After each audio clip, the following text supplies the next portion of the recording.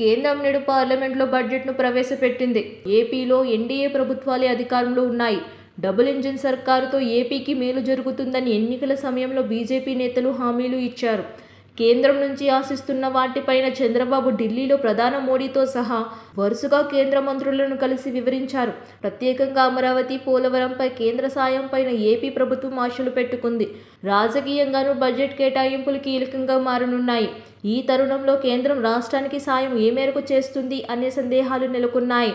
అయితే కేంద్రం రాష్ట్రానికి ఆర్థికంగా తోడ్పాటు ఇచ్చింది. ఏపీ రాజధాని అమరావతికి 15,000 కోట్ల సాయం అందించాలని నిర్ణయించినట్లు ఆర్థిక మంత్రి నిర్మల తెలిపారు. ఈ మొత్తాన్ని వివిధ ఆర్థిక సంస్థల నుంచి సేకరించాలని నిర్ణయించామన్నారు.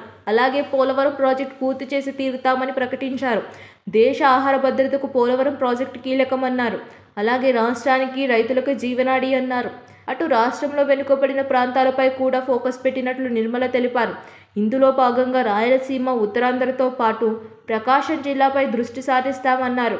వీటితో పాటు రాష్ట్రంలో పారిశ్రామిక కారిడార్ల అభివృద్ధికి కూడా సాయం చేస్తామని ఆర్థిక మంత్రి నిర్మలా సీతారామన్ తెలిపారు.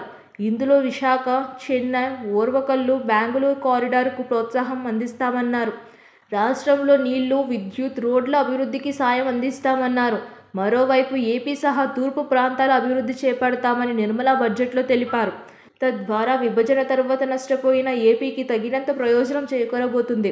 ఆంధ్రప్రదేశ్ను వెనుకబడిన జార్ఖండ్తో సమానంగా ప్రత్యేక సదుపాయాలు కల్పిస్తామని నిర్మలా సీతారామన్ హామీ ఇచ్చారు.